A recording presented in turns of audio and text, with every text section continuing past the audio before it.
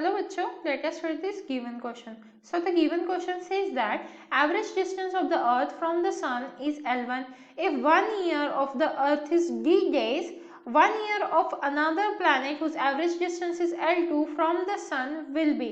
तो देखिए बच्चों, यहाँ पे हमें R1 किसके लिए कंसिडर करें, हम अर्थ के लिए, तो कितना दिया है, R1 की वैल्यू दी है L1 और यहाँ पे T1 की वैल्यू हमें दी है D, ठीक है। अब वैसे ही R2 की वैल्यू हमें दी गई है L2 और T2 की वैल्यू हमें पता करनी है।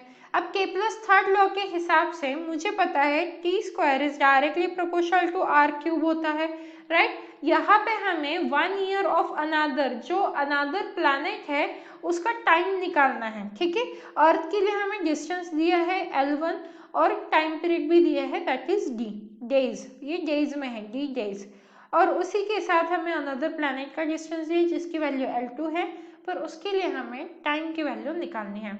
तो ये केपलर्स थर्ड लॉ का यूज करते हुए हम लिख सकते हैं T2 बाई T1 का whole square is equals to R2 by R1 का होल क्यूब, राइट। अब यहाँ से हम लिख सकते हैं T2 by T1 is equals to R2 by R1 raise to the power 3/2, right. अब T2 की वैल्यू चाहिए, इसीलिए क्या हो जाएगा T1 R2 by R1 raise to the power 3/2।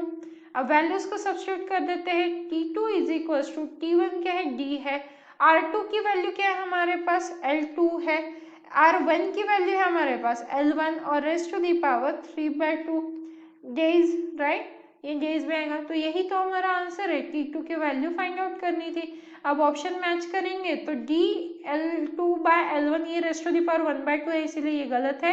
ये 2/3 है, इसीलिए ये गलत है। यहाँ पे कोई पावर ही नहीं है, इसीलिए गलत है। सिर्फ करेक्ट आंसर क्या है, D L2 by L1 raise to the power 3/2 days. तो इसीलिए option B is the right answer and I hope you understood it well. All the best.